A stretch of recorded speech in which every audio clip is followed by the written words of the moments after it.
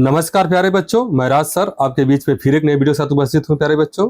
ठीक है, तो राष्ट्रीय आय योग्यता आधार जो परीक्षा होने वाली प्यारे बच्चों, उसी के क्रम में जो अभी संडे को होने वाला एग्जाम, तो पहला वीडियो मैंने साइंस का दिया हुआ है और आपका ये सेकेंड वीडियो है। तो लगभग 1 या 1.5 घंटे का वीडियो होगा प्यारे बच्चों, और लगभग 150 या उससे भी ज़्यादा क्वेश्चन हो सकते हैं। तो बिल्कुल आप लोग कॉन्सेंट्रेट हो जाइए और ध्यान से देखिए। ठीक है प्यारे बच्चों,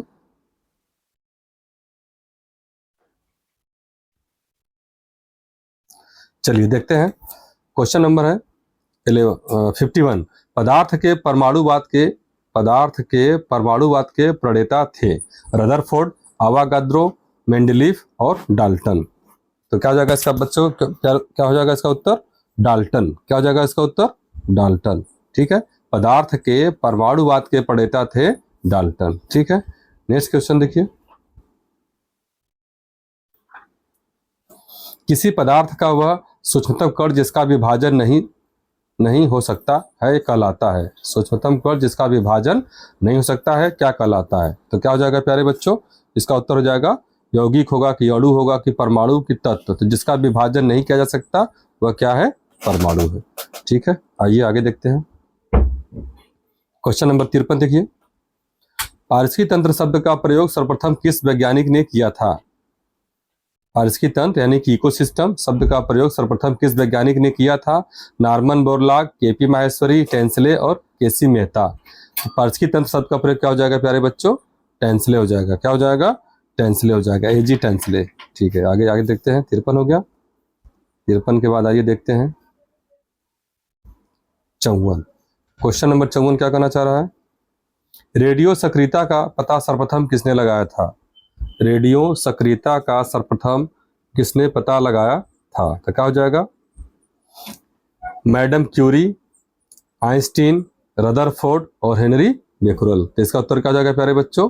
हेनरी बेकरल हो जाएगा। ध्यान से देखते रहिए क्वेश्चन को। रेडियो सक्रियता का पता सर्वप्रथम किसने लगाया था? तो हेनरी बेकरल साहब ने लगाया था। नेक्स्ट क्वेश्चन है, कपूर को निम्न विधि से शुद्ध किया जाता है? ऊर्ध्वपातन, आशवन, प्रभाजी आसवन और क्या है? क्रिस्टलन। तो इसका उत्तर क्या हो जाएगा प्यारे बच्चों? ऊर्ध्वपातन हो जाएगा। कपूर को किस विधि से शुद्ध किया जाता है? इसका उत्तर क्या हो जाएगा? ऊर्ध्वपातन। ठीक है प्यारे बच्चों, ज्यादा क्वेश्चन है इसलिए हम ज्यादा विश्लेषण नहीं करेंगे, व्याख्या नहीं करेंगे। ठीक है, आप लोग बस फटाफट उत्तर देख लीजिए, समझ लीजिए। परमाणु के नाभिक में उपस्थित प्रोटॉनों की संख्या को कहा जाता है द्रव्यमान संख्या, प्रोटॉन की कुल संख्या, परमाणु क्रमांक और परमाणु भार। परमाणु के नाभिक, ये नाभिक होता है, नाभिक में क्या पाते हैं? प्रोटॉन और न्यूट्रॉन पाए जाते हैं। तो ये कह रहा है कि परमाणु के नाभिक में उपस्थित प्रोटॉनों की संख्या को क्या कहा जाता है? तो इसका उत्तर क्या हो जाएगा? परमाणु क्रमांक। क्या हो जाएगा? उसे परमाणु क्रमांक कहा जाता है। ठीक है, सामान्य ताप एवं दाब पर विभिन्न गैसों के 1 ग्राम अणु का आयतन होता है। क्या क्वेश्चन कर रहा है? सामान्य ताप एवं दाब पर विभिन्न गैसों के 1 ग्राम अणु का आयतन होता है 2.24 लीटर, 0.224 लीटर, 224.0 लीटर, 22.4 लीटर। तो इसका क्या उत्तर हो जाएगा? 22.4 लीटर हो जाएगा। ठीक है, रेडियम की खोज किसने की? रेडियम की खोज किसने की? Robert Pierre, madam Curie, Henri Becquerel और ए और बी यानी कि दोनों। ठीक है, तो इसका उत्तर क्या हो जाएगा? ए और बी, ये दोनों हो जाएगा। फिर से क्वेश्चन देख लीजिए, रेडियम की खोज किसने की थी? तो मैडम रॉबर्ट पियरे साहब ने भी किया था और मैडम क्यूरी। तो अब देखिए ए और बी दोनों मिलकर के ए यहाँ पर बन गया। नेक्स्ट क्वेश्चन है, निम्न में सर्वाधिक विलायक है जल, एल्कोहल, नेप्था और ईथर। तो इसका क्या हो जाएगा प्यारे बच्चों? इसका उत्तर जल हो जाएगा। सर्वाधिक विलायक मतलब विलायक कहने का बिलियन विलायक होता है, ज्यादा हम एक्सप्लेन नहीं करेंगे। तो विलायक मतलब जिसमें कोई चीज घुल जाए, तो क्या हो जाएगा? इसका उत्तर जल हो जाएगा। ठीक है, अगला क्वेश्चन है, अम्ल का जलीय विलयन नीले लिटमस अम्ल का जलीय विलयन नीले लिटमस पर क्या प्रतिक्रिया करता है? लाल कर देता है, पीला कर देता है, हरा कर देता है या कुछ असर नहीं होता है? तो इसका उत्तर क्या हो जाएगा? लाल कर देता है। अम्ल का जलीय विलयन नीले लिटमस को क्या कर देता है? लाल कर देता है। ठीक है, रक्त का पीएच मान होता है 6.4, 4.8, 7.4 और क्या हो जाएगा? 8.4। तो इसका उत्तर क्या हो जाएगा प्यारे बच्चों? 7.4। नेक्स्ट है शुद्ध जल का पीएच होता है 6, 7, 8, 9। बहुत आसान सा प्रश्न है, क्या हो जाएगा? 7 हो जाएगा। शुद्ध जल का पीएच कितना होता है? 7 होता है। ड्यूटेरियम में पाया जाता है, ड्यूटेरियम में होता है या पाया जाता है 1 neutron 1 proton, 2 neutron 1 proton, 2 neutron एवं 2 प्रोटॉन, 1 न्यूट्रॉन एवं 2 प्रोटॉन। ठीक है, इसका उत्तर क्या हो जाएगा? क्वेश्चन नंबर आपका 63 है, ड्यूटेरियम में क्या हो जाएगा? इसका उत्तर हो जाएगा 1 न्यूट्रॉन और 1 प्रोटॉन, यानी कि पहला उत्तर क्या हो जाएगा? ए, 1 न्यूट्रॉन और 1 प्रोटॉन। ठीक है, ड्यूटेरियम, प्रोटियम, ड्यूटेरियम, टाइट्रियम होता है ना, हाइड्रोजन के समस्थानिक होते हैं, तो ड्यूटेरियम में 1 न्यूट्रॉन और 1 प्रोटॉन होता है। ठीक है बच्चों, सबसे हल्का तत्व है, सबसे हल्का तत्व है, कौन सा तत्व है भाई? देख लीजिए, हीलियम है कि सोडियम है कि हाइड्रोजन है कि पोटेशियम। ठीक है, तो इसका उत्तर क्या हो जाएगा? हाइड्रोजन। क्या हो जाएगा प्यारे बच्चों? हाइड्रोजन। सबसे हल्का तत्व क्या है इन सभी में? हीलियम, सोडियम, हाइड्रोजन, पोटेशियम में हाइड्रोजन हो जाएगा। ऑक्सीकरण में इलेक्ट्रॉन ग्रहण किए जाते हैं, इलेक्ट्रॉन मुक्त किए जाते हैं, प्रोटॉन ग्रहण किए जाते हैं, प्रोटॉन मुक्त किए जाते हैं। ठीक है, तो इसका उत्तर क्या हो जाएगा? इलेक्ट्रॉन मुक्त किए जाते हैं। इसका उत्तर हो जाएगा इलेक्ट्रॉन मुक्त किए जाते हैं। किसमें? ऑक्सीकरण में। ठीक है, आइए आगे देखते हैं। वायु है, मिश्रण है, यौगिक है, तत्व है और ये सभी है। वायु क्या हो जाएगा? वायु प्रकार का क्या है प्यारे बच्चों? मिश्रण। वायु मिश्रण, वायु मिश्रण। आधुनिक आवर्त नियम का प्रतिपादन किसने किया था? आधुनिक आवर्त नियम का प्रतिपादन किसने किया था? क्या हो जाएगा? न्यूलैंड ने, मेंडलीफ ने, मोसले ने, मेंडल ने। ठीक है, इसका उत्तर क्या हो जाएगा? मेंडलीफ ने। ठीक है, मेंडलीफ साहब ने इसका किया हुआ था। ठीक है, चलिए 67 हो गया। अब आइए इधर देख लेते हैं।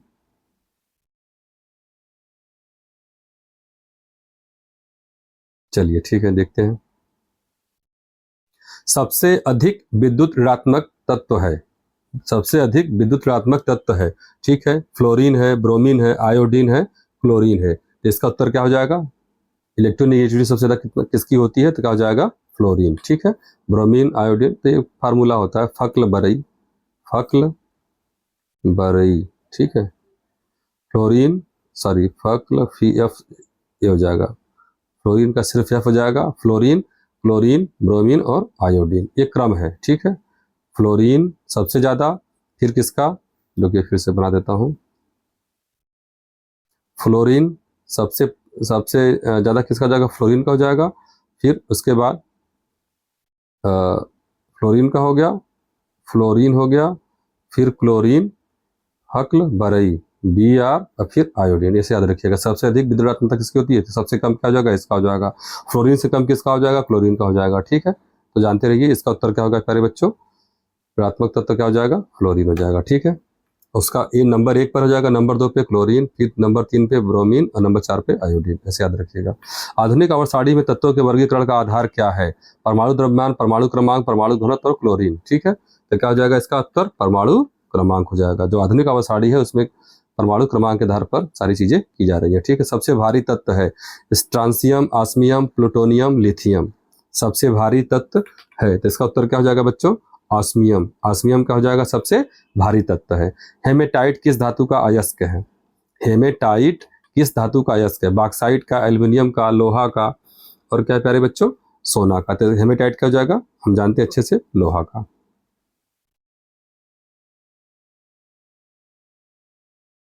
निम्न में कौन एल्यूमिनियम की मिश्र धातु है? पीतल, कांसा, मैग्नीशियम और जर्मन सिल्वर। क्या हो जाएगा इसका उत्तर? मैग्नीशियम। क्या हो जाएगा ये? मैग्नीशियम जो है एल्यूमिनियम की मिश्र धातु है। ठीक है, जर्मन सिल्वर किसका मिश्रण होता है? जर्मन सिल्वर किसका मिश्रण होता है? जस्ता एवं तांबा का, पीतल, तांबा एवं निकिल का, तांबा, जस्ता एवं एल्यूमिनियम का, तांबा, जस्ता एवं निकिल का। ठीक है, तो इसका उत्तर क्या हो जाएगा प्यारे बच्चों? इसका उत्तर हो जाएगा आपका तांबा, जस्ता और निकिल का। ठीक है, तांबा, जस्ता और निकिल। जिंकू एन आई, ऐसे याद करिए। जिंकू मतलब जिंक, जिंक हो जाएगा, जिंक यानी कि जस्ता हो जाएगा। सी यू कापर, कापर यानी कि तांबा हो जाएगा और NiL, तो जिंकू ऐसे याद करिए, जिंकू और Ni निकिल। जिंकू रहेगा और मतलब जिंक, कापर और निकिल। ठीक है, तांबा, जस्ता और निकिल किसका है भाई साहब? ये जर्मन सिल्वर का है। ठीक है, आइए आगे देखते हैं। पीतल किसका मिश्रण होता है? पीतल किसका मिश्रण होता है, ठीक है। तो पीतल किसका मिश्रण होता है, देखिए तांबा और निकिल का होता है, तांबा स्ट्रांसियम का होता है, तांबा और जस्ते का होता है, और तांबा और एल्यूमिनियम का होता है। तो इसका उत्तर क्या हो जाएगा प्यारे बच्चों, तांबा और जस्ता, यानी कि यही तांबा कापर होता है, कापर सी कापर, और जस्ता क्या हो जाएगा जेड यानी इसे जिंकू। तो जिंकू ऐसे याद करने के लिए मैं बता रहा हूँ, ठीक है। तो पीतल का क्या हो जाएगा, पीतल का जिंकू, मेरे साथ बोलिए पीतल जिंकू, पीतल जिंकू, जिंकू मतलब जेडन, ठीक है। जिंक आगे पीछे कोई मतलब नहीं है, जस्ता प्लस तांबा कर दे चाहे तांबा प्लस जस्ता कर दे, मतलब एक ही है। तो पीतल का जिंकू, तांबा और जस्ता, ठीक है। नेक्स्ट क्वेश्चन है, एल्यूमिनियम का निम्न से किस अयस्क से निष्कर्षण किया जाता है, बॉक्साइट से, कोरंडम से, फेल्सफार से, और ये सभी से, ठीक है। इसका उत्तर क्या हो जाएगा प्यारे बच्चों, ये सभी से हो जाएगा। एल्यूमिनियम का जो है, एल्यूमिनियम का किस अयस्क से निष्कर्षण किया जाता है, तो बॉक्साइट से भी होता है, कोरंडम से भी होता है, फेल्सफार से होता है, यानी कि सब हो जाएगा, क्या हो जाएगा, सभी से, ठीक है। पिच ब्लेंडी क्या हो जाएगा, बहुत आसान सा प्रश्न है। पिच ब्लेंडी निम्न से किस धातु का अयस्क है, कोरंडम, यूरेनियम, क्रोमियम और मिनराइट। तो पिच ब्लेंडी क्या होता है प्यारे बच्चों, बहुत आसान है, याद रखिएगा, बहुत इंपॉर्टेंट है, यूरेनियम। पिच ब्लेंडी नाम आते ही तुरंत याद करिए, इसको रट लीजिए, पिच ब्लेंडी यूरेनियम, मोस्ट इंपॉर्टेंट है, बता दे रहा हूँ, ये बहुत इंपॉर्टेंट, बहुत पूछता है परीक्षाओं में। पिच ब्लेंडी किसका है अयस्क, तो यूरेनियम का हो जाएगा, ठीक है बच्चों। चलिए आगे देखते हैं, जल में अस्थायी कठोरता का प्रमुख कारण क्या है, कैल्शियम मैग्नीशियम के, एक्चुअली अस्थाई नहीं होगा, अस्थाई होगा, ये क्वेश्चन थोड़ा सा गलत दिया हुआ है, याद रखिएगा, अस्थाई, ठीक है। क्वेश्चन है जल में अस्थाई नहीं अस्थाई कठोरता का प्रमुख कारण क्या है, तो कैल्शियम मैग्नीशियम के बाइकार्बोनेट, कैल्शियम सल्फेट, और क्या होगा, तो इसका जो उत्तर हो जाएगा अस्थाई, यहाँ समझिए, जल में अस्थाई कठोरता का प्रमुख क्या हो जाएगा, कैल्शियम मैग्नीशियम के बाइकार्बोनेट, कैल्शियम मैग्नीशियम के सल्फेट, कैल्शियम मैग्नीशियम के नाइट्रेट, उपरोक्त सभी। तो जब क्वेश्चन पूछेगा कि जल की अस्थाई कठोरता कैसे हो जाएगी, तो कैल्शियम और मैग्नीशियम के बाइकार्बोनेट, याद रखिएगा, बाई लिख नहीं रहा हूं पूरा, समझ जाइए। जब क्वेश्चन पूछेगा कि जल की अस्थायी कठोरता किसके कारण होती है, तो क्या बताएंगे, कैल्शियम और मैग्नीशियम के बाइकार्बोनेट द्वारा। तो इसको और दूर कैसे करते हैं, जब ये पानी को उबाल लेते हैं, गर्म करते हैं, तो इससे उसकी अस्थायी कठोरता दूर हो जाती है, ठीक है। लेकिन जब क्वेश्चन पूछेगा, फिर से लिख देता हूँ, थोड़ा दूसरा कलर ले लो, ठीक है। चलिए चलिए देखते हैं, ये सही है, हाँ ठीक है। अब जल में पूछेगा कि अस्थाई कठोरता, जब क्या पूछेगा बच्चों, अस्थाई कठोरता पूछेगा, तो कैल्शियम मैग्नीशियम, ये भाई साहब दोनों तो रहेंगे ही, ठीक है। अस्थाई की बात कर रहा हूँ, जल की अस्थाई कठोरता की बात, तो कैल्शियम और मैग्नीशियम के सल्फेट और क्लोराइड होगा, क्या होगा बच्चों, सल्फेट SO4, और क्या हो जाएगा, क्लोराइड, ठीक है।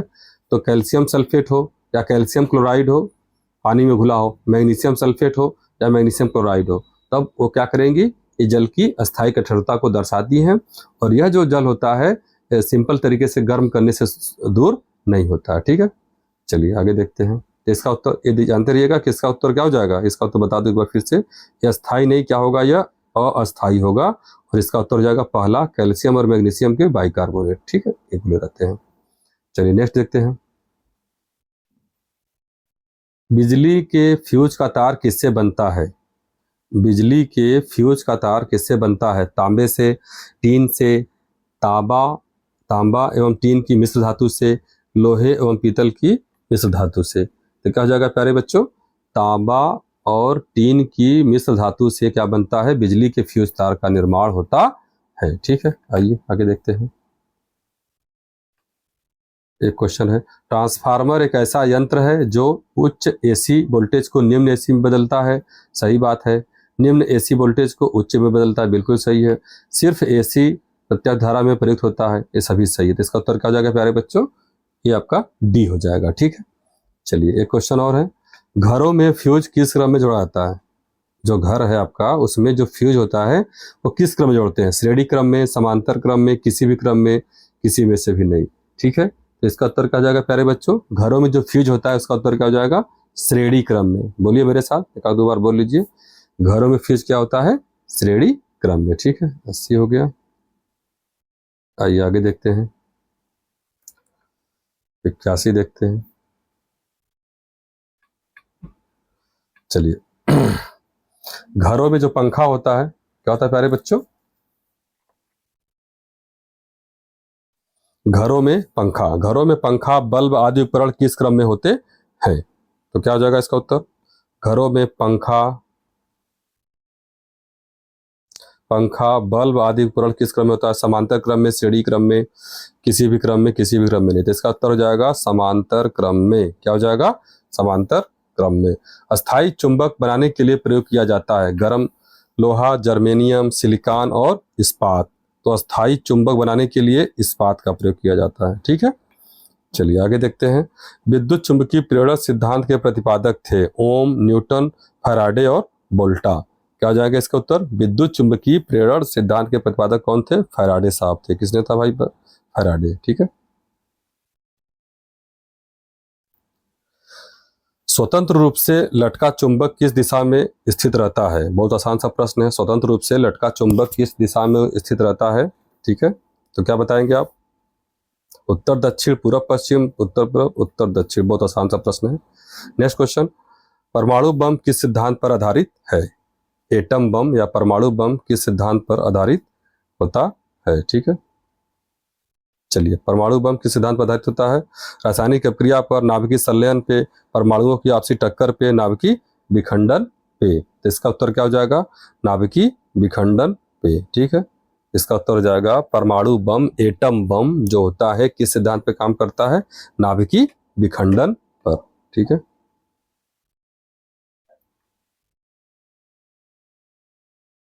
नाभिकीय रिएक्टर में मंदक के रूप में किसका प्रयोग करते हैं? भारी जल का करते हैं कि CFC का करते हैं, क्लोरोफ्लोरोकार्बन का कि हाइड्रोजन का कि नाइट्रोजन का? ठीक है बच्चों, तो क्या हो जाएगा इसका उत्तर? भारी जल। नाभिकीय रिएक्टर में, बहुत इंपॉर्टेंट प्रश्न है, स्टार बना लीजिए इसको। करा है कि नाभिकीय रिएक्टर में मंदक के रूप में किसका प्रयोग किया जाता है? तो भारी जल का। भारी जल का सूत्र क्या होता है? D2O, ड्यूटेरियम ऑक्साइड को क्या बोलते हैं? भारी जल बोलते हैं। नाभिकीय रिएक्टर में नियंत्रक के रूप में किया जाता है, नाभिकीय रिएक्टर में नियंत्रक के रूप में प्रयोग किया जाता है बोरिक एसिड को, कैडमियम की छड़ को, भारी जल को कि CFC को? ठीक है बच्चों, तो क्या हो जाएगा इसको? कैडमियम की छड़। ये जो कैडमियम की छड़ होती है नाभिकीय रिएक्टर में, न्यूक्लियर रिएक्टर में नियंत्रक के रूप में किसका प्रयोग किया जाता है? कैडमियम की छड़ को। आगे देखिए, सूर्य एवं तारों से प्राप्त ऊर्जा एवं प्रकाश का स्रोत है। फिर से एक बार क्वेश्चन सुनिए। सूर्य एवं तारों से प्राप्त ऊर्जा एवं प्रकाश का स्रोत है नाभिकीय संलयन, नाभिकीय विखंडन, नाभिकीय संलयन, वर्ण विक्षेपण और विकिरण। ठीक है बच्चों, तो इसका उत्तर क्या हो जाएगा? इसका उत्तर हो जाएगा नाभिकीय संलयन हो जाएगा। इसका उत्तर क्या हो जाएगा? एक मिनट,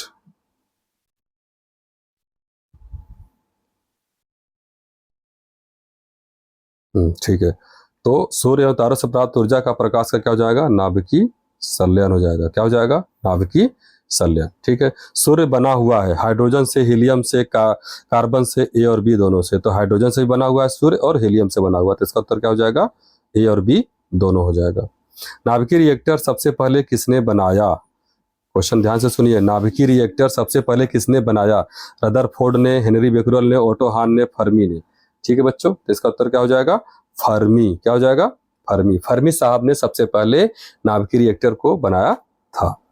वायुमंडल की आर्द्रता नापने के लिए किसका प्रयोग होता है? Hydrometer, hygrometer, ग्रेविमीटर, manometer. तो आर्द्रता है तो हो जाएगा हाइग्रोमीटर हो जाएगा। क्या हो जाएगा प्यारे बच्चों? हाइग्रोमीटर। ठीक है, नेक्स्ट क्वेश्चन देखिए। विद्युत धारा को मापने के लिए प्रयुक्त यंत्र है अमीटर, वोल्टमीटर, ट्रांसफार्मर और एम्पियर। तो विद्युत धारा नापने के लिए क्या होता है? अमीटर का प्रयोग किया जाता है। किसका प्रयोग किया जाता है? अमीटर का। ठीक है, विद्युत परिपथ में फ्यूज कार्य करता है विद्युत धारा को कम या ज्यादा, विद्युत परिपथ की रक्षा, विभवांतर का नियंत्रण और उपयुक्त सभी। तो इसका उत्तर क्या हो जाएगा? विद्युत परिपथ की रक्षा, ये हो जाएगा इसका उत्तर। फिर से क्वेश्चन सुन लीजिए कि विद्युत परिपथ में फ्यूज का काम क्या होता है? तो विद्युत परिपथ की रक्षा करना होता है। उगता एवं डूबता सूर्य लाल प्रतीत होता है।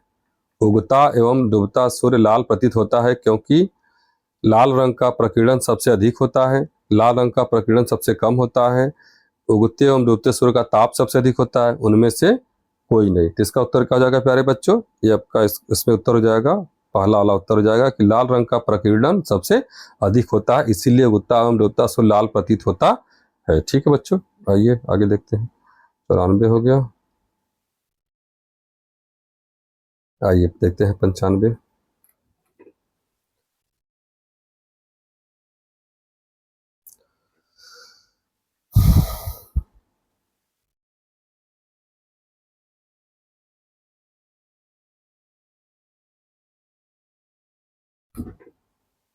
चलिए, विद्युत बल्ब का फिलामेंट थोड़ा सा और छोटा कर देता हूँ, ये बस ठीक है। विद्युत बल्ब का फिलामेंट फिलामेंट किस धातु का बना होता है? लोहा का, तांबा का, टंगस्टन का और शीशे का। ठीक है, तो विद्युत बल्ब का जो फिलामेंट होता है क्या होता है? बहुत इंपॉर्टेंट प्रश्न है बच्चों, टंगस्टन का। ठीक है, टंगस्टन का संकेत क्या होता है? W होता है। ठीक है, याद रखिएगा। अधिक ऊंचाई पर चढ़ता हुआ व्यक्ति आगे की ओर क्यों झुक जाता है? थकान के कारण, गति बढ़ाने के लिए, स्थायित्व बढ़ाने के लिए, और क्या हो जाएगा? उपरोक्त में सभी के लिए। तो क्या हो जाएगा? स्टेबिलिटी बढ़ाने के लिए, स्थायित्व बढ़ाने के लिए। ठीक है,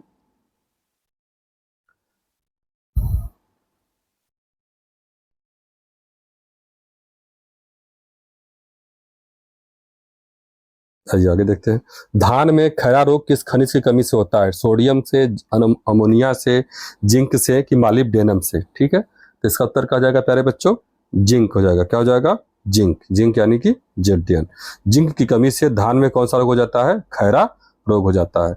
पानी से भरे गिलास में एक बर्फ का टुकड़ा तैर रहा है, तो बर्फ पिघलने पर पानी का तल बढ़ जाएगा, घट जाएगा, अपवर्तित रहेगा, या क्या हो जाएगा? पहले बढ़ेगा फिर क्या हो जाएगा? घटेगा। तो क्या बताएंगे? पानी भरे गिलास में जब बर्फ का टुकड़ा तैर रहा है तो बर्फ पिघल पिघल जाने पर पानी का तल क्या रहेगा? अपरिवर्तित रहेगा। याद रखिएगा, बड़ा इंपॉर्टेंट ट्रिकी क्वेश्चन है।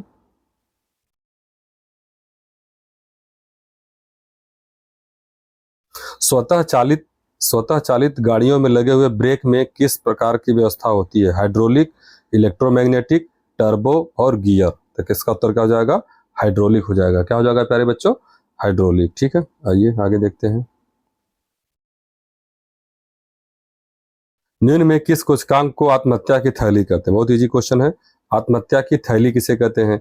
तो राइबोसोम हो जाएगा, लाइसोसोम हो जाएगा, रिक्तिका हो जाएगा, सेंट्रोसोम हो जाएगा। ठीक है, तो आत्महत्या की जो थैली कहती है लाइसोसोम को कहा जाता है। ठीक है, डीएनए का प्रमुख कार्य है। डीएनए का प्रमुख कार्य है, बहुत आसान सा प्रश्न है।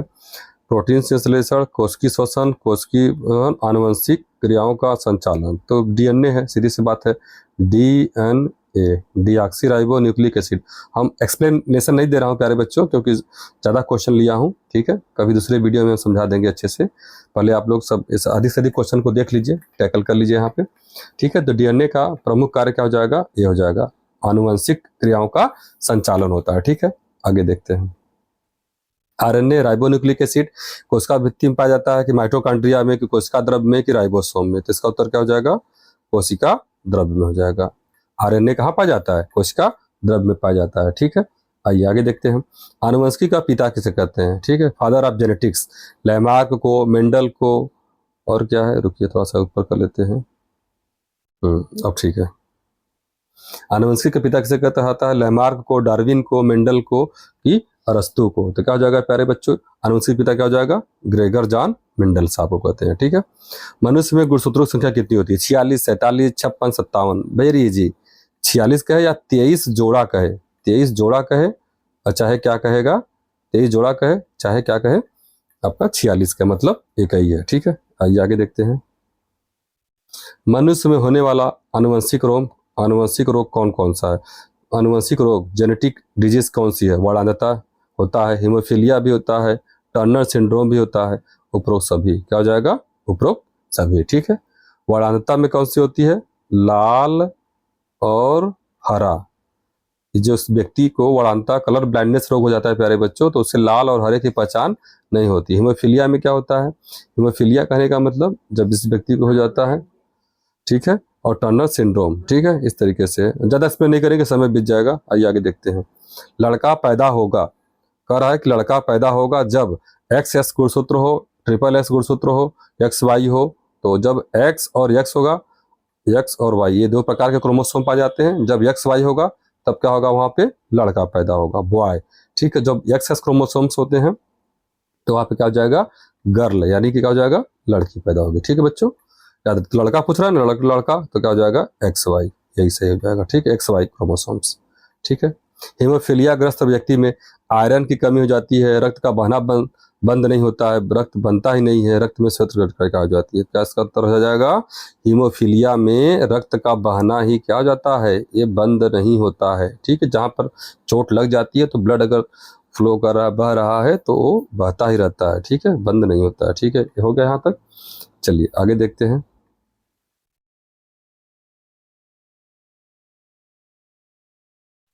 चलिए आगे देखते हैं।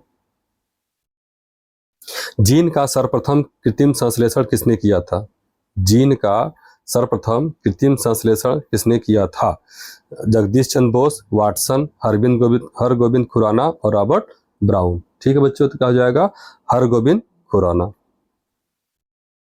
हरगोबिंद खुराना साहब ने क्या किया था? सर्वप्रथम कृत्रिम जीन का सर्वप्रथम कृत्रिम संश्लेषण से सिंथेटिक रूप से आप वो किए थे। कृत्रिम संश्लेषण किसने किया था? हरगोबिंद खुराना। ठीक है। प्राकृतिक चयन का सिद्धांत किसने दिया था? चार्ल्स डार्विन ने, लेमार्क ने, अरस्तु ने, हरगोबिंद खुराना ने। ठीक है, इसका उत्तर क्या हो जाएगा? Charles Darwin. एक फार्मूला बता दे रहा हूं मैं, ऐसे याद रख लीजिए। LIPDON,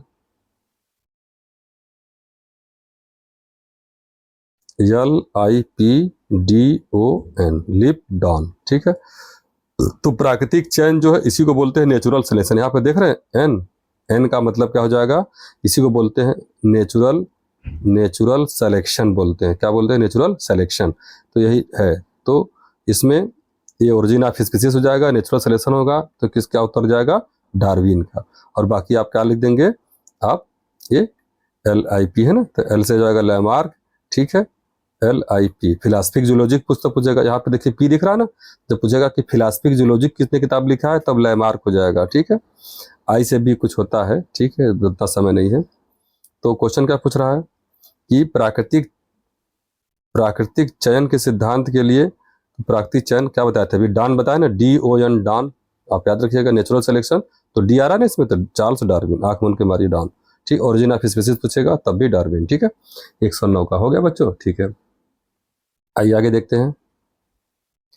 आनुवंशिक संबंधी प्रयोग के लिए मेंडल ने किस पौधे का चयन? बहुत आसान सा, मटर, डहेलिया, गेहूं, सरसों, तो मटर का प्रयोग किए थे। ठीक है। एक वर्णांध व्यक्ति निम्नलिखित में से किस रंग की पहचान नहीं हो पाती है? अभी बताया, लाल पीला, हरा पीला, लाल नीला, हरा और लाल, यही होता है। हरा और लाल की पहचान वह नहीं कर पाता है। जो कलर ब्लाइंडनेस व्यक्ति होता है उसे लाल और हरे की पहचान नहीं कर पाता है। निम्न में से किस संघ के जंतुओं को जीव द्रव्य के स्तर पर गठित जंतु कहा जाता है? प्रोटोजोआ, पोरीफेरा, ऑर्थोपेडा और सिलेंटरेटा। तो इसका उत्तर क्या हो जाएगा? प्रोटोजोआ। जो प्रोटोजोआ फाइलम है, उस संघ के जो जंतु होते हैं उनको किस आधार पर किया गया है? जीव द्रव्य के आधार पर। ठीक है। एक कोशिकी जंतु अमीबा और युगलिना किस संघ के अंतर्गत रखा गया है? एक कोशिकी जीव अमीबा और युगलिना को किस संघ में रखा गया? पोरीफेरा, सिलेंटरेटा, एम्फीबिया और प्रोटोजोआ। बड़ा आसान है, प्रोटोजोआ। ठीक है, जानते रहिए। मेढक में श्वसन किस अंग द्वारा होता है? मेढक में श्वसन किस अंग द्वारा होता है? त्वचा, क्लोमो, फेफड़ों और इन सभी तीनों से। तो क्या हो जाएगा इसका उत्तर? तीनों से होता है। त्वचा से भी होता है, क्लोम से जो छोटी छोटी दरारें पाई जाती हैं, या फेफड़ों से जो लंग्स होते हैं, ठीक है, उनसे भी होता है। तो मेढक में श्वसन इंपॉर्टेंट प्रश्न है। त्वचा से भी होता है, क्लोम से भी होता है, फेफड़ों से होता है और इन दोनों से होता है। ठीक है।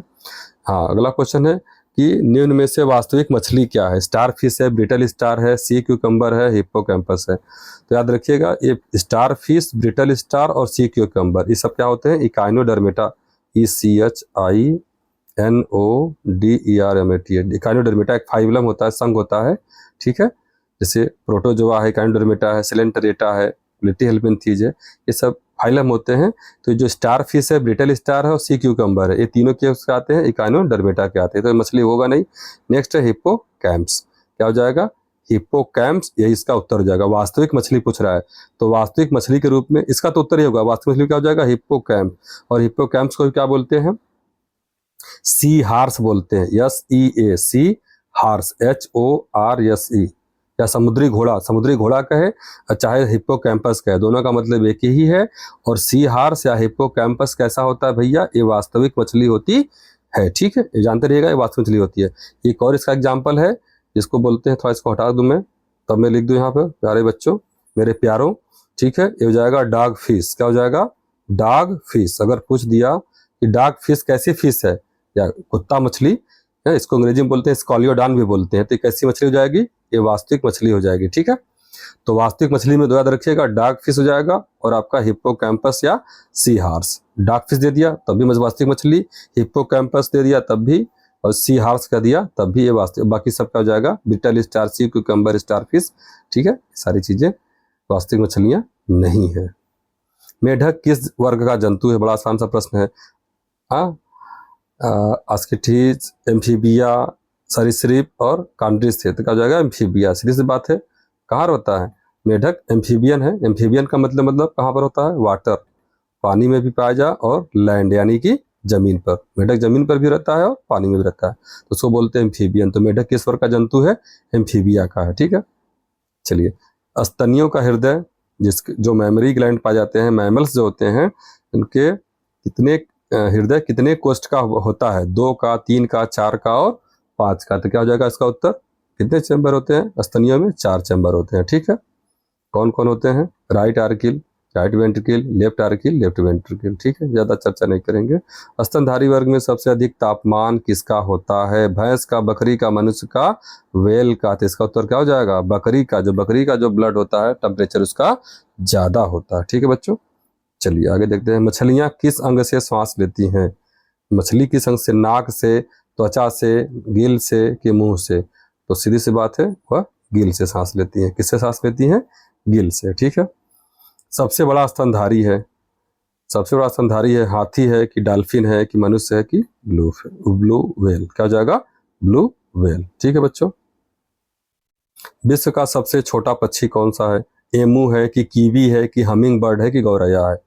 गौरैया मत मार दीजिएगा, हमिंग बर्ड है। क्या प्यारे बच्चों? विश्व का सबसे छोटा पक्षी कौन सा है? हमिंग बर्ड, ठीक है। 121 था ना, इधर आ जाएगा 22, 122। चलिए आगे देखते हैं फटाफट। कशेरुक जंतु के शरीर का सर्वाधिक कठोर भाग होता है? इनेमल, दांत, जांग की हड्डी, कलाई की हड्डी। तो क्या हो जाएगा? इनेमल, ठीक है। व्हेल में श्वसन अंग किस अंग में होता है? गिल में, त्वचा में, फेफड़ा में और मुंह में? तो क्या हो जाएगा इसका प्यारे बच्चों? फेफड़ा हो जाएगा। क्या हो जाएगा? फेफड़ा। जो व्हेल मछली होती है, इसका श्वसन अंग कहाँ पर होता है? किस अंग में? फेफड़ा में होता है, ठीक है। आधुनिक मानव को जंतुओं के किस वर्ग में रखा गया है? सिटीभीमा, कार्निवोरा, प्राइमेट्स और इंसेक्टिवोरा। तो क्या हो जाएगा? ये प्राइमेट्स। आधुनिक मानव को किस वर्ग में रखा गया है? जंतुओं किस वर्ग में? तो प्राइमेट्स में, ठीक है। प्राइमेट्स नहीं होता है, प्राइमेट्स होता है।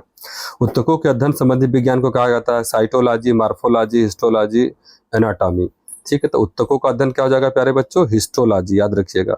उत्तकों के अध्ययन को क्या बोलते हैं? हिस्टोलॉजी। साइटोलॉजी में किसका अध्ययन होता है? साइटोलॉजी में सेल का अध्ययन। किसका होता है? सेल का। मार्फोलॉजी में आकारकी का होता है। किसका होता है? आकारकी का, ठीक है। और एनाटॉमी में क्या होता है? एनाटॉमी में जैसे ब्लड सर्कुलेशन हो गया, ठीक है, जो चीजें होती हैं ये सब इसमें हो जाएगा, ठीक है। श्वसन हो जाएगा एनाटॉमी में, ब्लड सर्कुलेशन हो जाएगा, डाइजेशन हो जाएगा, ये सारी चीजें इसमें पढ़ेंगे। नेक्स्ट क्वेश्चन देखिए, कोशिकाओं के समूह को क्या कहा जाता है? उत्तक कहा जाता है, अंग कहा जाता है, अंगतंत्र। बहुत आसान सा प्रश्न है, उत्तक। नेक्स्ट, पुनरुत्पादन की क्षमता किस प्रकार के उत्तकों में सबसे सबसे 1 मिनट, क्वेश्चन थोड़ा सा सही से देखें। हाँ, अब सही है। पुनरुत्पादन क्षमता जो है कि किस प्रकार के उत्तकों में सर्वाधिक होती है, ठीक है। तो संयोजी उत्तक, पेशी उत्तक, तंत्रिकी उत्तक और क्या हो जाएगा? उपकला उत्तक। तो इसका उत्तर क्या हो जाएगा प्यारे बच्चों? 1 मिनट, अब सही है। इसका उत्तर हो जाएगा उपकला उत्तक। जो पुनरुत्पादन, रीजनरेशन जिसको बोलते हैं, तो किस प्रकार के उत्तक में सर्वाधिक होता है? उपकला में, ठीक है। नेक्स्ट उत्तक, नेक्स्ट क्वेश्चन। शरीर में थोड़ा सा छोटा कर लेते हैं, ये अब सही है। शरीर में सभी ऐच्छिक तथा अनैच्छिक क्रियाओं को नियंत्रित करने वाला उत्तक है? पेशी, तंत्रिका, संयोजी, उपकला, ठीक है। इसका उत्तर क्या हो जाएगा प्यारे बच्चों? तंत्रिका हो जाएगा। क्या हो जाएगा? तो तंत्रिका उत्तक है ऐच्छिक और अनैच्छिक क्रियाओं को क्या करता है, नियंत्रित करता है। ठीक है। रक्त किस प्रकार का उत्तक है, पेशी, संयोजी, तंत्रिका और उपकलात। क्या हो जाएगा, संयोजी उत्तक। Blood is a fluid connective tissue में पढ़ाया हूँ, पूरा वीडियो है, आप लोग देख सकते हैं जबरदस्त तरीके से बच्चों। अरेखित पेशी उत्तक कहाँ पाए जाते हैं, अरेखित हृदय में, आमाशय में, आहार नाल में और त्वचा में। ठीक है, तो क्या हो जाएगा, आमाशय में। इसका उत्तर क्या हो जाएगा प्यारे बच्चों, आमाशय में। अरेखित पेशी उत्तक कहाँ पाया जाता है, आमाशय में। अ से अरेखित, अ से आमाशय। ठीक है, अरेखित आमाशय। निम्न में संयोजी उत्तक के उदाहरण है, लिम्फ, हड्डियां, प्रोटीन और, तो लिम्फ भी होता है, हड्डियां भी है, प्रोटीन है, सभी हो जाएगा। क्या हो जाएगा, सभी हो जाएगा। संकुचनशील उत्तक के नाम से जाना जाता है, संकुचनशील उत्तक के नाम से जाना जाता है संयोजी उत्तक, रेखित उत्तक, तंत्रिका उत्तक और पेशी उत्तक। ठीक है बच्चों, इसका उत्तर क्या हो जाएगा, पेशी उत्तक हो जाएगा। क्या हो जाएगा इसका उत्तर, पेशी उत्तक हो जाएगा। ठीक है। चेतना उत्तक किस प्रकार के उत्तक को कहते हैं। ठीक है, चेतना उत्तक किस प्रकार के उत्तक को कहते हैं, तो क्या हो जाएगा इसका उत्तर, उपकला की, तंत्रिका की, पेशी की, ये सभी। तो चेतना वाली बात आएगी तो तंत्रिका, चेतना, तंत्रिका। संकुचनशील, संकुचनशील, सील आ रहा है ना, सील पेशी, पेशी में भी सी आ रहा है, देख लीजिए। संकुचनशील उत्तक, पेशी उत्तक, संकुचनशील उत्तक, पेशी उत्तक, चेतना उत्तक, तंत्रिका। चेतना तंत्रिका से मिलती है। ठीक है। हीमोग्लोबिन पाया जाता है, बड़ा आसान सा प्रश्न आ गया। हीमोग्लोबिन कहा जाता है श्वेत रक्तकण में, लाल रक्तकण में, लसिका में, ए और बी दोनों में। तो क्या हो जाएगा, जो हीमोग्लोबिन होता है एचबी, हीमोग्लोबिन कहाँ पाया जाता है, आरबीसी में पाया जाता है, आरबीसी, रेड ब्लड कार्पोसेल्स में। तो यही है, लाल रक्त कणिका में पाया जाता है। ठीक है। किस ग्लैंड्स को मास्टर ग्लैंड कहते हैं, बहुत आसान है, thyroid glands, parathyroid, pituitary, adrenal. तो मास्टर ग्लैंड क्या होता है प्यारे बच्चों, पिट्यूटरी, ऐसी को बोलते हैं पीयूष ग्रंथि।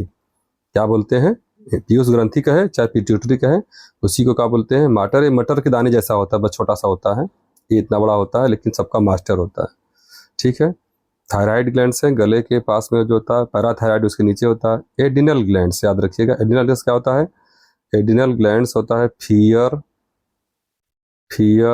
Fight, FIGHT। ठीक है, फाइट, फियर, फाइट, फ्राइट। क्या हो जाएगा, फ्राइट, FREIGHT। तो कहने का मतलब यह है कि या ट्रिपल एफ पूछे, ऐसे पूछे ट्रिपल एफ किस ग्लैंड को कहते हैं, तो बताएंगे एडिनल।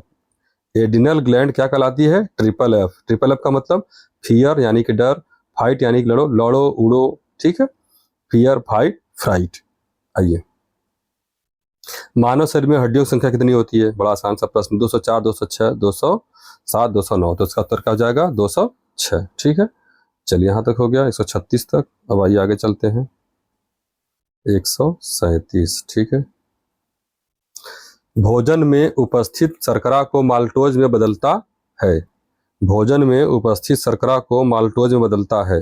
जो भोजन में उपस्थित जो शर्करा होती है वो माल्टोज में कौन बदलता है, टाइलिन बदलता है कि रेनिन बदलता है कि पेप्सिन की लाइपेज। तो भोजन में जो भी शर्करा होती है तो उसको माल्टोज में बदलने का काम कौन करता है प्यारे बच्चों, टाइलिन करती है। क्या करती है, टाइलिन। भोजन का अवशोषण शरीर के किस अंग में होता है, बड़ी आंत में, यकृत में, छोटी आंत में कि ग्रास नली में। भोजन का अवशोषण किस शरीर के किस अंग में होता है, तो क्या बताएंगे, छोटी आंत में। मानव शरीर की सबसे बड़ी ग्रंथि कौन सी है, पिट्यूटरी है, वृक्क है, थायराइड है कि यकृत है। तो क्या हो जाएगा इसका उत्तर, यकृत यानी कि लीवर। क्या हो जाएगा, लीवर, या LIVER। ठीक है बच्चों, लीवर हो जाएगा। लीवर क्या होती है, सबसे बड़ी ग्रंथि होती है। निम्न में इंसुलिन की कमी से होने वाला रोग कौन सा है, निम्न में इंसुलिन की कमी से होने वाला रोग कौन सा है, दमा है, TB है, डायबिटीज है। इंसुलिन करा तो सीधे से बात क्या हो जाएगा, डायबिटीज। क्या हो जाएगा, डायबिटीज। निम्न में कौन सा पोषक पदार्थ, निम्न में कौन सा पोषक पदार्थ शरीर को त्वरित ऊर्जा प्रदान करता है, प्रोटीन है, फैट है, विटामिन है, कार्बोहाइड्रेट। क्या हो जाएगा, कार्बोहाइड्रेट। शरीर में गैसों का विनिमय किस अंग द्वारा होता है, गैसों का विनिमय किस अंग द्वारा होता है। ठीक है, नसिका गुहा, फेफड़ा, हृदय और धमनी। बड़ा आसान है, फेफड़ा। क्या हो जाएगा इसका उत्तर, फेफड़ा द्वारा गैसों का एक्सचेंज ऑफ गैसियस स्टेज कौन करता है, फेफड़े यानी कि हमारे लंग्स करते हैं। वृक्क की कार्यात्मक इकाई क्या इंपॉर्टेंट है बच्चों, ये बहुत इंपॉर्टेंट प्रश्न है। वृक्क की यानी किडनी की फंक्शनल यूनिट क्या है या कार्यात्मक इकाई क्या है? न्यूरॉन है कि नेफ्रॉन है कि बोमन संपुट है कि ग्लोमेरुलस है? ठीक है, नेफ्रॉन हो जाएगा। इसका उत्तर क्या हो जाएगा? नेफ्रॉन। नाइट्रोजनी नाइट्रोजनी उत्सर्जी पदार्थों में सबसे अधिक मात्रा में पाया जाता है। अमोनिया, सल्फेट, यूरिया और पोटेशियम। जो नाइट्रोजनस जो वेस्ट होते हैं वो सबसे अधिक मात्रा में जब निकलता है बाहर तो उसमें अमोनिया पाता है कि पोटेशियम की, सल्फेट की, यूरिया? तो क्या हो जाएगा इसका उत्तर? यूरिया हो जाएगा। क्या हो जाएगा बच्चों? यूरिया। मानव शरीर में पिट्यूटरी ग्रंथि उपस्थित स्थित होती है, गले में, मस्तिष्क में, वक्ष में कि उदर में? तो क्या हो जाएगा? वो मस्तिष्क में जो पिट्यूटरी ग्लैंड्स है ये मटर के दाने जैसा आ जाता है। ठीक है, लेकिन क्या होता है, इसी को बोलते हैं मास्टर ग्लैंड भी बोलते हैं। आंख के किस भाग के नष्ट होने पर आंखों की रोशनी समाप्त हो जाती है? रेटिना, आइरिस, कार्निया और पुतली। ठीक है, क्या हो जाएगा बच्चों? रेटिना। आंख के किस भाग के नष्ट हो जाने पर? रेटिना के नष्ट हो जाने पर आंख की रोशनी क्या हो जाती है? समाप्त हो जाती है। लाल रक्त कणिका का निर्माण कहाँ होता है? हृदय में, लसिका में, है? लाल अस्थि मज्जा में कि पीत अस्थि मज्जा में? तो बहुत आसान सा प्रश्न है। लाल अस्थि मज्जा में, रेड बोन मैरो में। से क्या बोलते हैं? Red bone marrow. ठीक है, रेड बोन मैरो में होता है। ठीक है।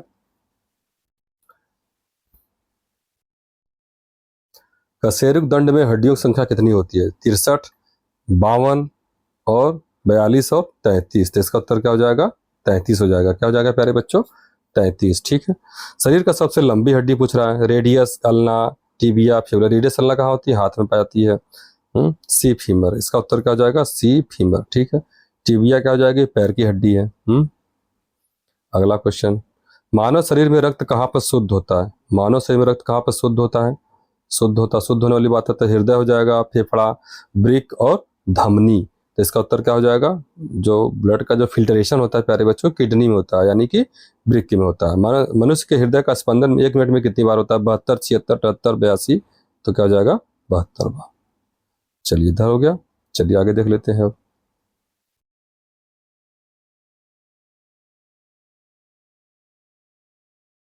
152। चलिए देखते हैं। पौधों में फूल बनाने में सहायक हार्मोन्स है। क्या करा बच्चों? पौधों में फूल बनाने में सहायक हार्मोन्स है। साइटोकाइनिन, एथिलीन, ऑक्सिन और इनमें से कोई नहीं। तो पौधों में जो फूल बनता है, फ्लावरिंग जो होती है, इसके लिए क्या करता है? साइटोकाइनिन। साइटोकाइनिन जो होता है फूल बनाने में, अगर पूछ दे सेल डिवीजन पूछ दे, अगर आपसे पूछ दे कि सेल डिवीजन में कौन सा प्लांट हार्मोन्स काम करता है, तो क्या बताएंगे? साइटोकाइनिन हो जाएगा। सेल डिवीजन पूछ दे चाहे फूल बनाने में, इसका उत्तर हो जाएगा साइटोकाइनिन। अगला है, बीजों को सुसुप्तावस्था में रखने वाला वृद्धि रोधक हार्मोन्स होता है एथिलीन, एब्सिसिक एसिड, ऑक्सिन और जिब्रेलिन। ठीक है बच्चों, इसका उत्तर क्या हो जाएगा? एब्सिसिक एसिड हो जाएगा। इसका उत्तर क्या हो जाएगा? एब्सिसिक एसिड, या इसको ए भी बोलते हैं। Abscisic acid, abscisic acid. ठीक है, ये हार्मोन्स हैं। ठीक है। विटामिन डी का रासायनिक नाम है। बड़ा आसान सा प्रश्न है। विटामिन डी का रासायनिक नाम है। एस्कॉर्बिक एसिड किसका? विटामिन सी का है। टोकोफेराल किसका है? विटामिन ई का है, केमिकल नेम है। साइनेकोबेलामिन किसका है? कमेंट बॉक्स में बताइए। और विटामिन डी का क्या हो जाएगा? कैल्सीफिराल हो जाएगा। ठीक है, तो विटामिन डी का क्या हो जाएगा? कैल्सीफिराल। ठीक है। निम्न में कौन सा युग्म सुमेलित नहीं है? विटामिन ए, रासायनिक नाम रेटिनॉल, बिल्कुल सही है। विटामिन सी, एस्कॉर्बिक एसिड, ये भी सही है। विटामिन बी, थायमिन, ये भी सही है। विटामिन के, टोकोफिराल, ये गलत है। विटामिन के की जगह पे क्या हो जाएगा? विटामिन ई हो जाएगा। विटामिन ई का जो है रासायनिक नाम क्या होता है? टोकोफिराल। तो सुमेलित नहीं था, यही नहीं सही था। विटामिन के की जगह पे क्या लिखना चाहिए था? उसको विटामिन ई लिखना चाहिए था। बहुत आसान सा प्रश्न आ रहा है, फटाफट। मानव शरीर में आयोडीन की कमी से उत्पन्न होता है ग्वाइटर, स्कर्बी, पोलियो, रिकेट्स। तो ग्वाइटर है, इसी को क्या बोलते हैं? घेंघा रोग भी बोलते हैं। क्या बोलते हैं बच्चों? घेंघा रोग। तो यह जाएगा ग्वाइटर या घेंघा रोग, आयोडीन की कमी से होता है। ठीक है, आयोडीन युक्त नमक का इस्तेमाल करिए आप लोग। आगे निम्न में से कौन सा युग्म सुमेलित नहीं है? विटामिन है, कमी से रोग है। विटामिन ए से रतौंधी हो जाएगा, बिल्कुल सही है। विटामिन बी से बेरी, सी से स्कर्वी। अब विटामिन डी से नपुंसकता नहीं होता भाई साहब, ये तो हड्डियों से संबंधित बीमारी होती है। तो विटामिन डी से ये हो जाएगा। और नपुंसकता किसकी कमी से होता है? विटामिन ई की कमी से होता है। तो सुमेलित नहीं है, तो यही नहीं सही है। ठीक है। निम्न में कौन सा विटामिन जल में घुलनशील है? पानी में घुलनशील है, जल में घुलनशील है। तो विटामिन ए, बी, सी और बी और सी। तो विटामिन बी, सी, ऐसे याद रखिएगा। विटामिन बी, सी क्या होता है? यह जल में घुलनशील होता है। और वसा में पूछेगा, तब जब पूछेगा बच्चों वसा में घुलनशील कौन है, तो एडेक। क्या हो जाएगा? ए डी ई के, याद रखिएगा। वसा में घुलनशील विटामिन ए डी ई के, एडेक। और पानी पूछेगा तो विटामिन बी, सी। शरीर का ताप नियंत्रित करता है, बड़ा आसान सा प्रश्न है। हाइपोथैलेमस है, हृदय है, सेरिब्रम है, त्वचा है। तो शरीर का ताप कौन चीज आपका कंट्रोल करता है? तो हाइपोथैलेमस। हीमोग्लोबिन का मुख्य कार्य है ऑक्सीजन का वहन, बैक्टीरिया को नष्ट करना, एनीमिया का निदान और उपरोक्त सभी। ठीक है बच्चों। तो क्या हो जाएगा? हीमोग्लोबिन का जो मुख्य काम होता है वह ऑक्सीजन का परिवहन, ट्रांसपोर्टेशन ऑफ ऑक्सीजन हो जाएगा। नेक्स्ट, हीमोग्लोबिन का महत्वपूर्ण घटक है, कौन सा घटक है? क्लोरीन है कि लोहा है कि सोडियम है कि पोटेशियम है? तो हीमोग्लोबिन का क्या हो जाएगा? मुख्य घटक क्या हो जाएगा? आपका लोहा हो जाएगा। क्या हो जाएगा? हीमोग्लोबिन का महत्वपूर्ण घटक क्या हो जाएगा? लोहा, यानी कि आयरन, या इसी को क्या बोलते हैं? एफ बोलते हैं। ठीक है। किडनी का मुख्य कार्य है शरीर से अवशिष्ट पदार्थों का उत्सर्जन, शरीर के ताप का नियंत्रण, रक्त का दाब का नियंत्रण, पाचन क्रिया में सहयोग। ठीक है। तो इसका उत्तर क्या हो जाएगा प्यारे बच्चों? यही हो जाएगा, पहला हो जाएगा शरीर से अवशिष्ट पदार्थों का उत्सर्जन। ठीक है। हड्डियों एवं दांतों के निर्माण में मुख्य घटक है। कैल्शियम होता है, बिल्कुल होता है। फास्फोरस भी होता है, आयरन नहीं होता है। तो इसका उत्तर क्या हो जाएगा? ए और बी हो जाएगा। मानव शरीर की सबसे छोटी हड्डी वर्टेब्रा, स्टेप्स, मेटाकार्पल्स और फेलेंज। स्टेप्स क्या हो जाएगा? स्टेप्स कहाँ पाई जाती है? कान में। कौन कौन सी होती है हड्डियाँ? MIS, malleus, incus, stapes. MIS एक क्रम से याद रखिएगा। एम से मैलियस, आई से इंकस, एस से स्टेपस। और स्टेपस क्या होती है? सबसे छोटी हड्डी होती है इस कान में, और दोनों कानों में इस तरीके से क्रम वाइज पाया जाता है। ठीक है। नेक्स्ट है, निम्न में कौन सा विटामिन सूर्य की रोशनी में बनता है? Vitamin B, vitamin C, vitamin D, vitamin K. बड़ा आसान सा प्रश्न है। सूर्य की रोशनी में कौन सा बनेगा? विटामिन डी बनेगा। ठीक है। हो गया यहाँ तक 165। चलिए आ जाते हैं आगे, 166 आ जाते हैं। चलिए, मनुष्य द्वारा सांस में ली जाती है। मनुष्य जब सांस लेता है तो ऑक्सीजन लेता है कि कार्बन डाइऑक्साइड, नाइट्रोजन, हाइड्रोजन? तो इसका उत्तर क्या हो जाएगा बच्चों? ऑक्सीजन। वयस्क मानव में दांतों की कुल संख्या 28, 30, 32, 34। तो कितने होते हैं? कुल 32 दांत होते हैं। ठीक है। वायरस से फैलने वाला रोग है एड्स, चेचक, खसरा और ये सभी। वायरस से, विषाणु से क्या होता है? एड्स भी फैलता है, चेचक भी फैलता है और खसरा भी फैलता है। तो इसका उत्तर क्या हो जाएगा? सभी हो जाएगा। ठीक है। मलेरिया रोग किस परजीवी के संक्रमण से होता है? एड्स वाला अगर वायरस का, ठीक है, सब बात बता देंगे उसको। मलेरिया रोग किस परजीवी के संक्रमण से होता है? प्लाज्मोडियम, ट्रिपेनोसोमा, पास्चुरेला, उपरोक्त सभी। ठीक है बच्चों। तो इसका उत्तर क्या हो जाएगा? आपका प्लाज्मोडियम। जो मलेरिया रोग होता है किसके द्वारा होता है? प्लाज्मोडियम के द्वारा होता है। ठीक है। मलेरिया रोग के परजीवी को क्या कहते हैं? मलेरिया के परजीवी का वाहक है मादा एनाफिलीज, सीसी फ्लाई, बालू मक्खी, इसी को बोलते हैं सैंड फ्लाई, या इनमें से कोई नहीं? तो इसका उत्तर क्या हो जाएगा? मादा एनाफिलीज। क्या हो जाएगा? मादा एनाफिलीज मलेरिया रोग के परजीवी का वाहक है।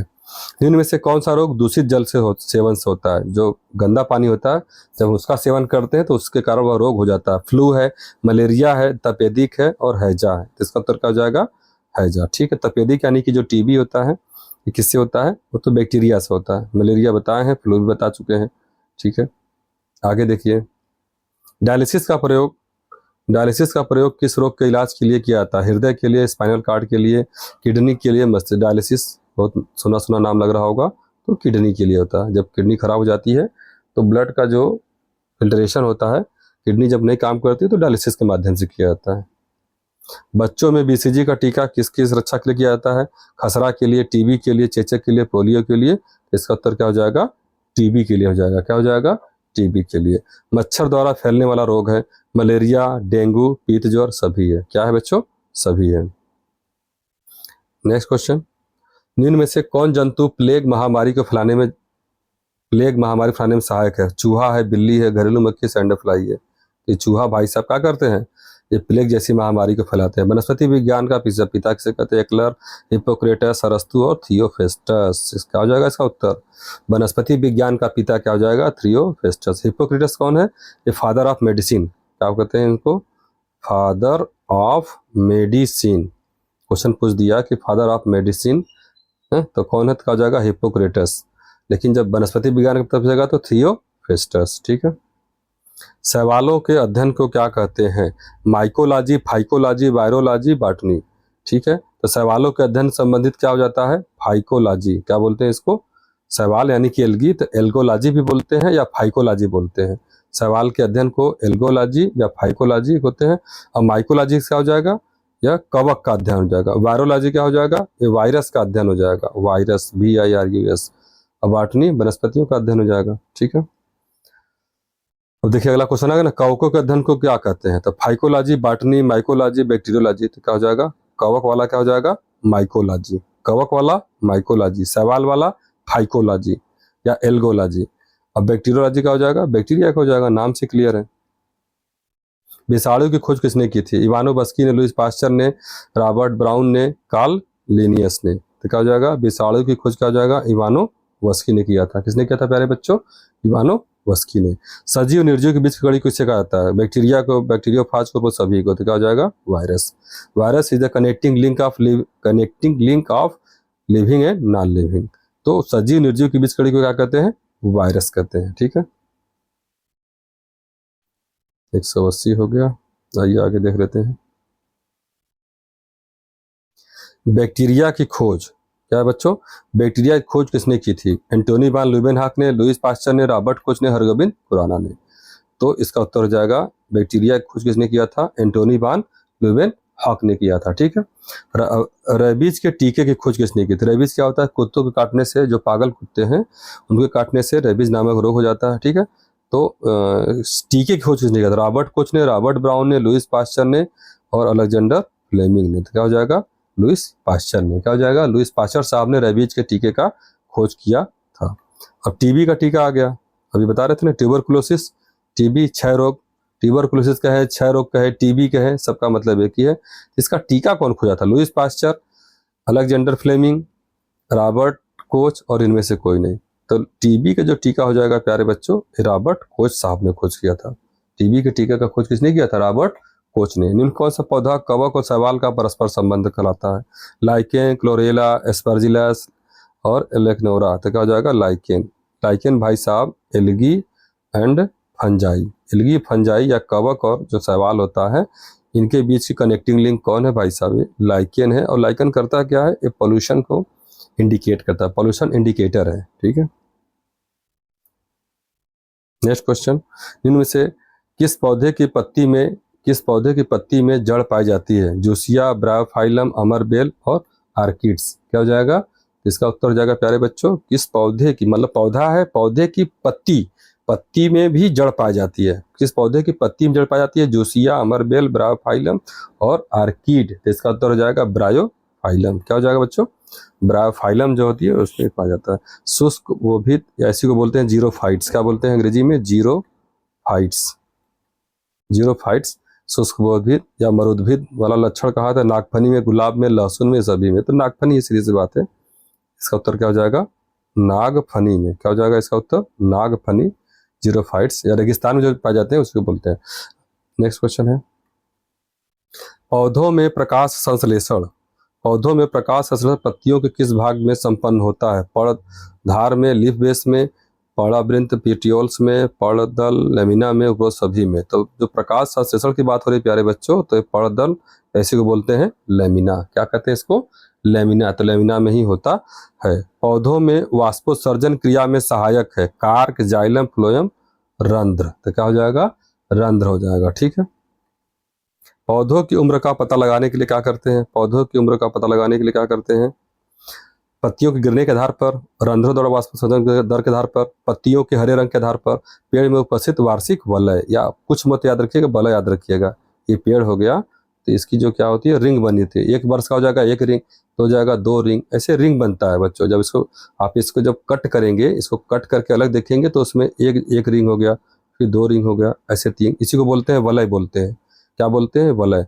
तो पौधे की उम्र जानने के लिए क्या करते हैं, इसी वलय को गिन करके बताते हैं कि पौधा कितने वर्ष का हो चुका है। एक साल में क्या बोलता है, एक वलय बन जाता है।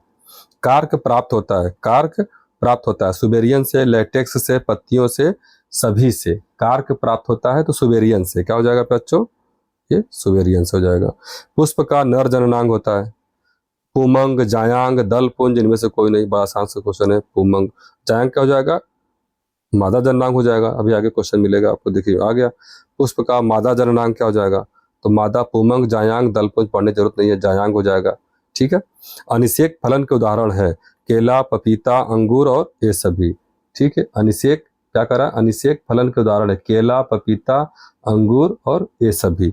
तो ये क्या हो जाएगा, ये सभी है। क्या हो जाएगा बच्चों, अनिषेक फलन के उदाहरण है केला भी है, अंगूर भी, पपीता है, सभी है। ठीक है। नेक्स्ट क्वेश्चन है, पौधों में पत्तियों द्वारा निर्मित भोजन को पौधे के अन्य भागों में पहुंचाता है।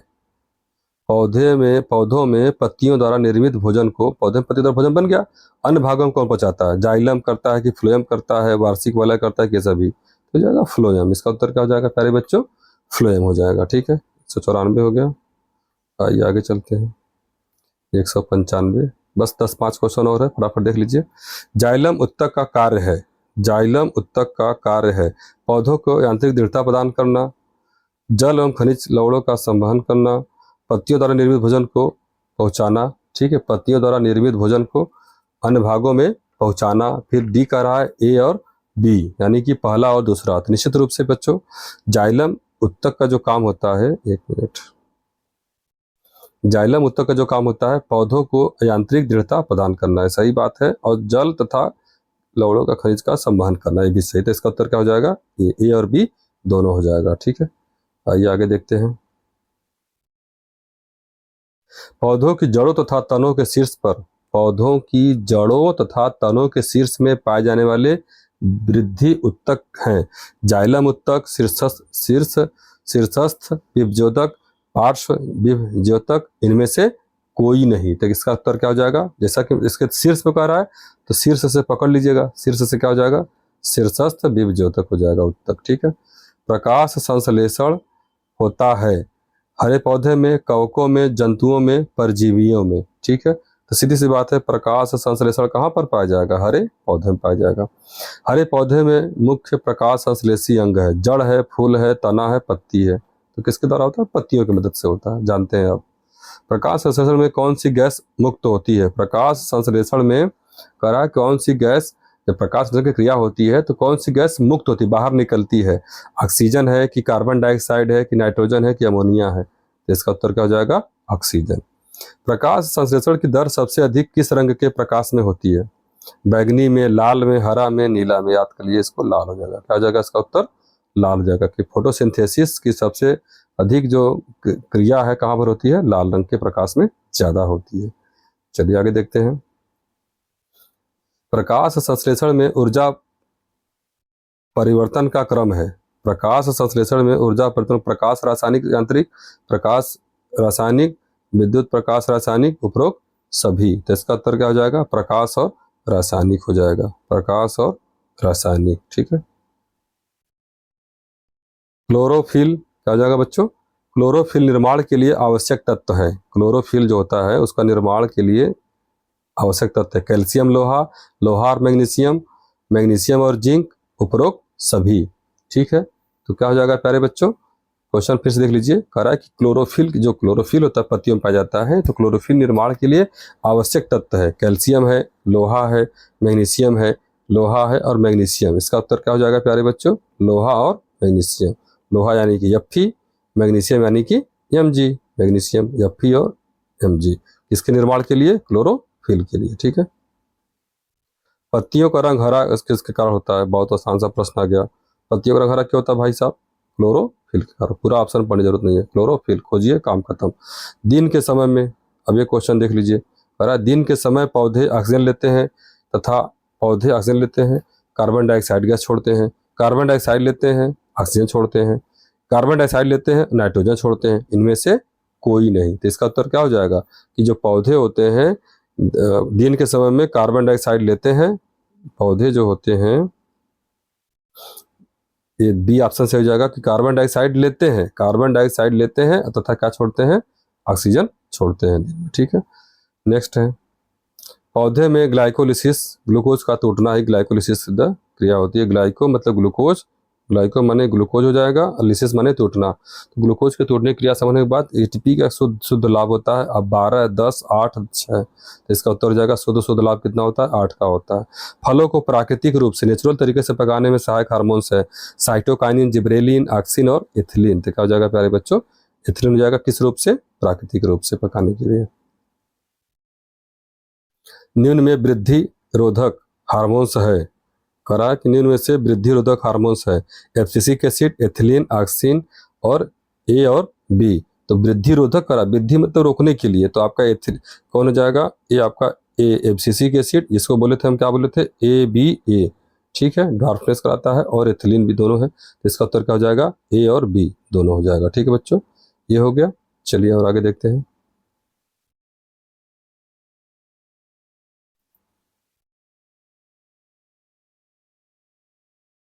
चलिए आगे देखते हैं। पादपों में स्रावित ऑक्सीन हार्मोन्स का काम है। ठीक है, क्वेश्चन क्या कर रहा है कि पादपों में, पौधों में स्रावित ऑक्सीजन नहीं होगा, ऑक्सीन होगा। क्या होगा, लिख दे रहा हूं मैं यहाँ पे, ऑक्सीन हार्मोन्स होता है बच्चों, ऑक्सीन, याद रखिएगा, वो गलत लिखा हुआ। पादपों में स्रावित ऑक्सीजन नहीं, ऑक्सीन हार्मोन का कार्य है शीर्ष प्रमुखता पत्तियों के विलगन को रोकना, अनिषेक फलन में सहायक, या ये सभी। तो इसका उत्तर हो जाएगा प्यारे बच्चों, ये सभी हो जाएगा। कहने का मतलब ये है कि जो, फिर से देख लीजिए, ऑक्सीजन तो समझ आ गया, अब थोड़ा मैं हटाता हूँ। अब देखिए, करा कि पौधों में स्रावित ऑक्सीन, AUXIN, ठीक है, ऑक्सीन तो पादप हार्मोन्स होता है, क्या कार्य होता है, तो शीर्ष प्रमुखता करता है, ये भी सही है। पत्तियों के विलगन को रोकता है, उनके चढ़ने के लिए सभी सही है। अनिषेक फलन रोकने में सहायता, यानी क्या हो जाएगा, ये सभी हो जाएगा। ठीक है, मोजैक रोग क्या होता है, mosaic, TMV tobacco mosaic virus, TMV ऐसे भी पूछ सकता है। TMV का फुल फॉर्म टोबैको यानी तंबाकू, M से मोजैक, V से वायरस, तो वही है। मोजैक रोग किस पौधे में होता है, तो टोबैको मोजैक वायरस। तो टोबैको का मतलब क्या हो जाएगा, तंबाकू, यही तो तंबाकू है, टोबैको। तो TMV याद रखिएगा, TMV tobacco mosaic virus. Mosaic रोग किस पौधे में होता है, आलू में, केला में, गेहूं में, तंबाकू में। तो क्या हो जाएगा बच्चों, तंबाकू में। ठीक है, आइए आगे देखते हैं। साइट्रस कैंकर रोग, साइट्रस कैंकर रोग किस पौधे में होता है, आलू में, नींबू में, गन्ना में। ठीक है, तो साइट्रस कैंकर रोग किस में हो जाएगा प्यारे बच्चों, नींबू में हो जाएगा। क्या हो जाएगा, नींबू में हो जाएगा। साइट्रस कैंकर रोग कहाँ होता है, नींबू में होता है।